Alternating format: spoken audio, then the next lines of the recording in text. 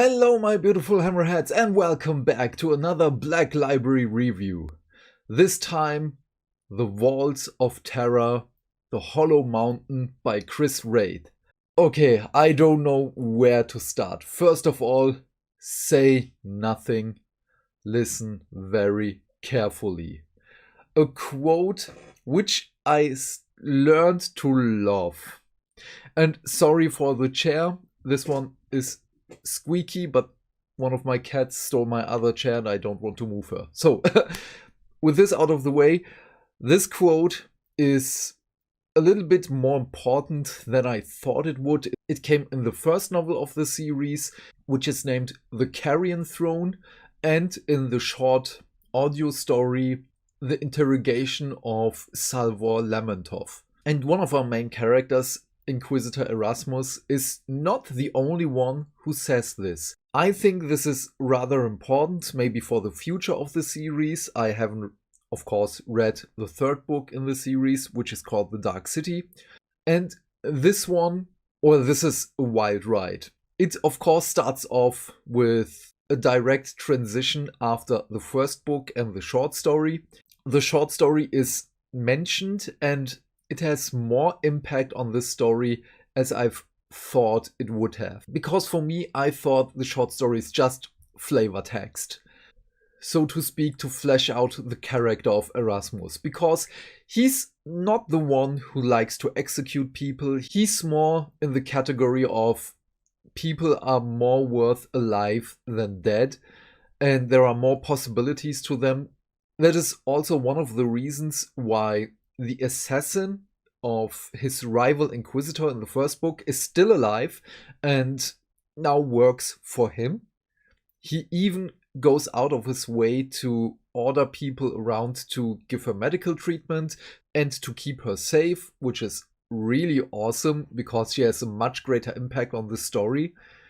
And we have, of course, our two other characters back. First of all, Interrogator Spinoza, one of the best characters in this story, because first of all she wears power armor and she wields the Crucius Arcanum Argent, which was gifted to her by an Imperial Fist chaplain. So great stuff with her. And the other one, which name I forgot, something with an H, I think.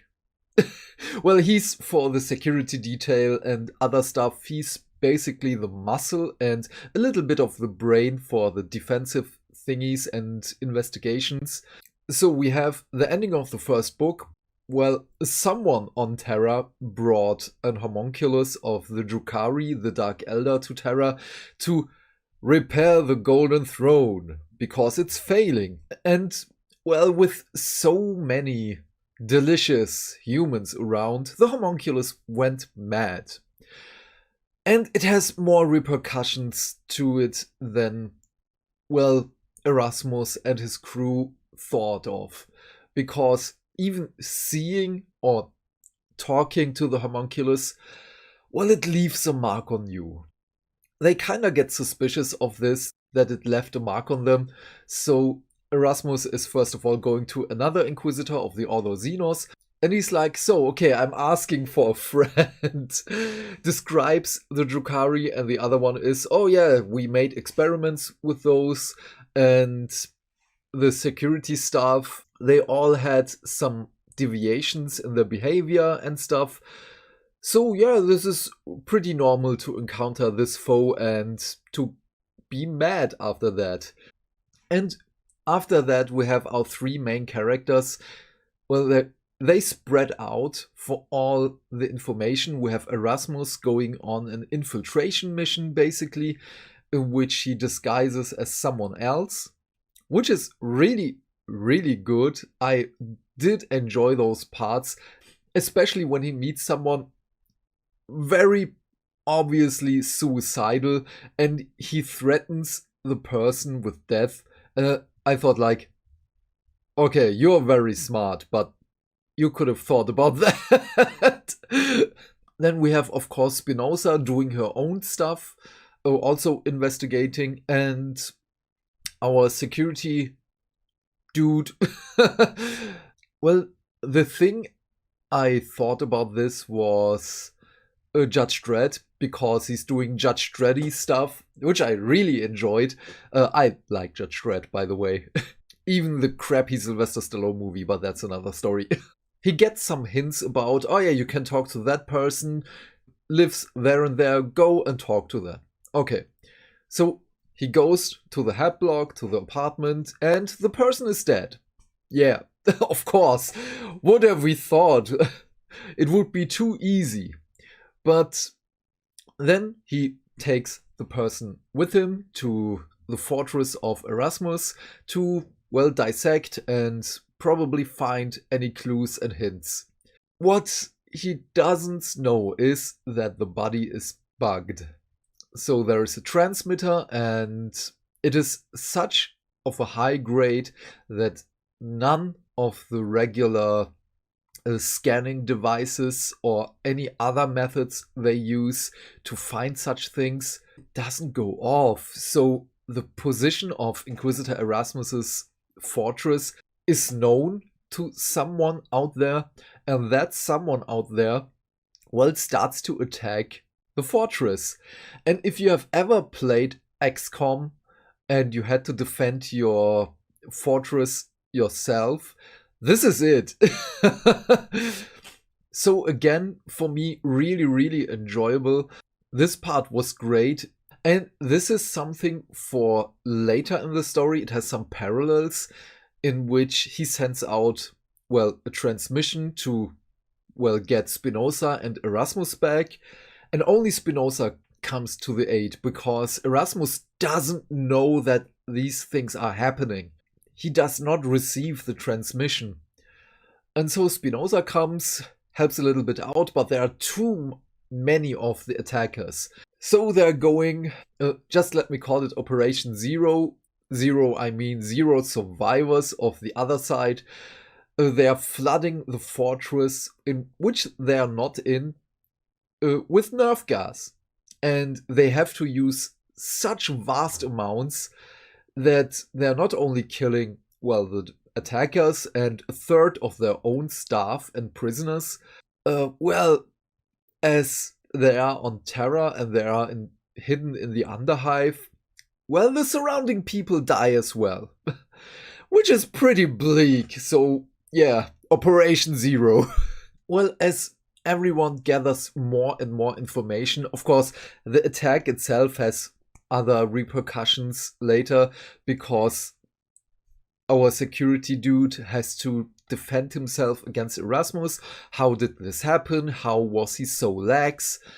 And all the while, Erasmus just degrades in his mental stability, sees the Xenos in his peripheral vision, hears noises, voices and stuff. And he's not the only one, because we had other members of his staff, well, come in contact with it. But as Erasmus is, as I've said, not the one who deals out corporal punishment, he says, "It's okay, but I have my eye on you." Not with these words, of course, but he's on pretty thin ice after that. But of course, they find the culprit, who is responsible to bring the Drukhari to Terra, who's responsible for all of this, because it has to be someone in the higher echelons of the Terran society.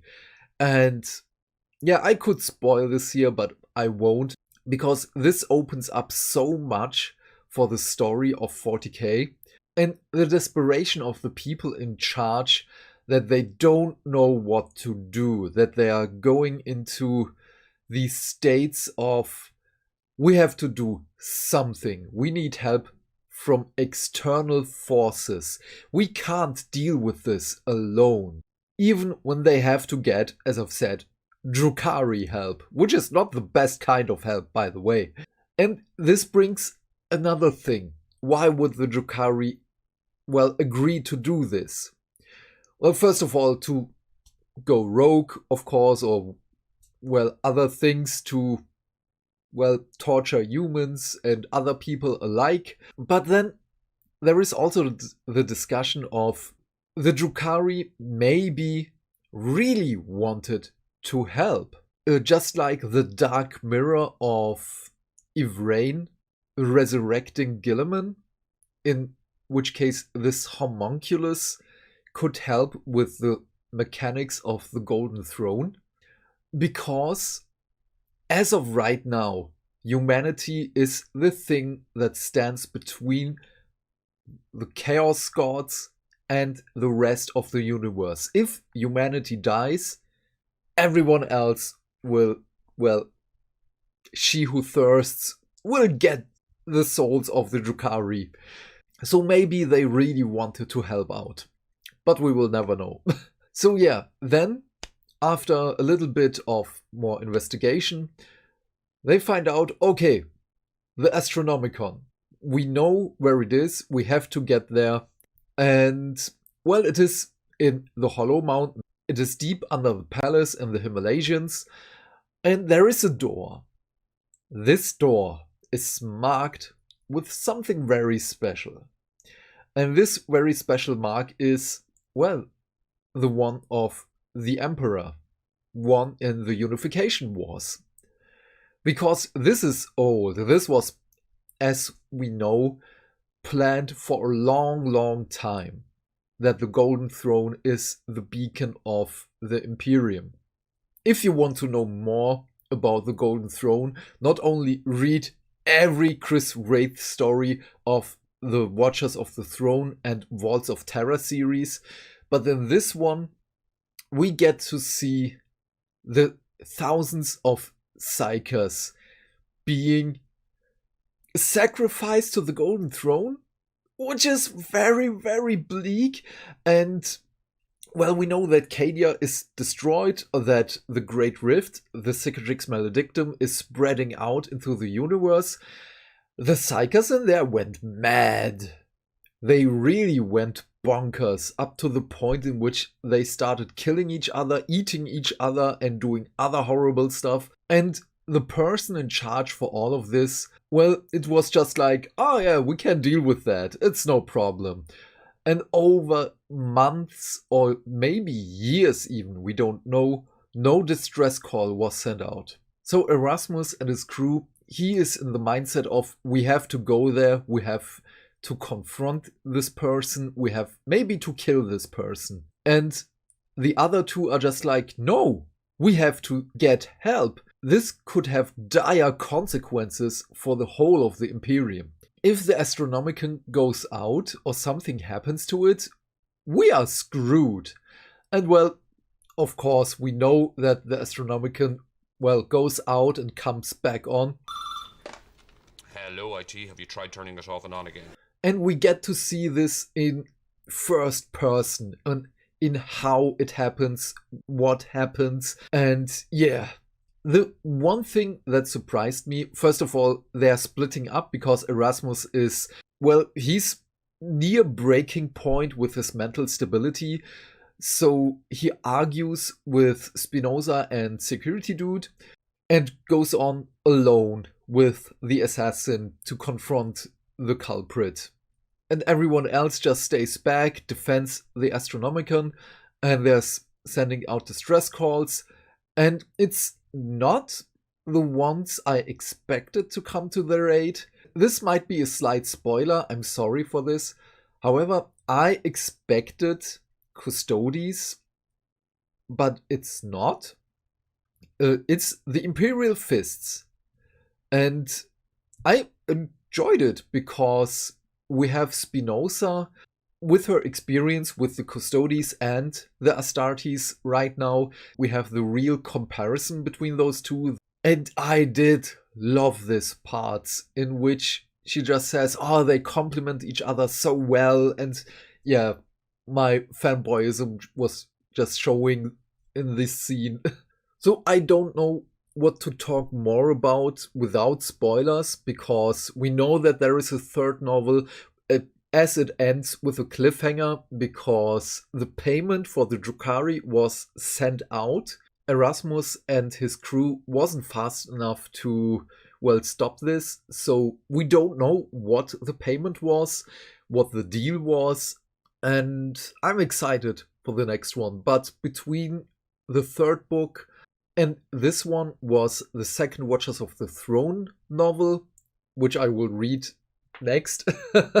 So yeah, I'm very, very happy to finally enjoy and experience the story of Mr. Wraith.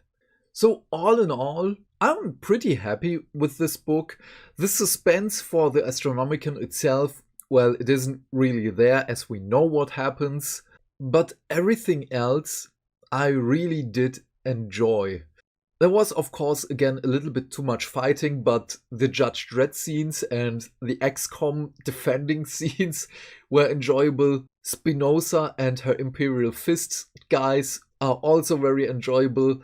Erasmus going full undercover and investigating the trails, going mad, is, yes, very, very good. I'm really happy with this one. So the hard thing is to rate this. First of all, this is not for the newcomer of the 40k universe. I would say that the first two novels, so Carrion Throne and Watchers of the Throne, The Emperor's Legion, are more for newcomers.